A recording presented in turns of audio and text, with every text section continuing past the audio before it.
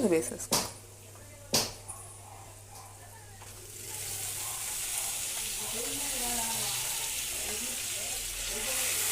చూడండి ఫ్రెండ్స్, ఆకుకూర అంతా ఇందులో వేసుకొని ఒకసారి మిక్స్ చేసేసుకోవాలి. సో ఆకుకూరలో అంతా ఉప్పు కారం పట్టుకునేలాగా ఒక 5 minutes హై ఫ్లేమ్లో పెట్టుకోవాలి ఫ్రెండ్స్.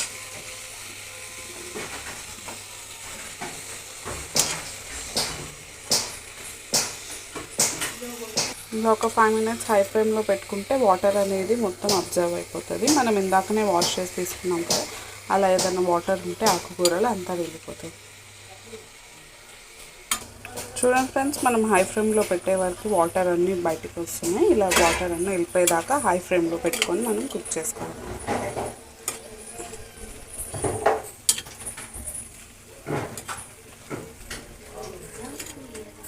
ఆలోపు ఒక 3 టమాటాలు తీసుకొని దీన్ని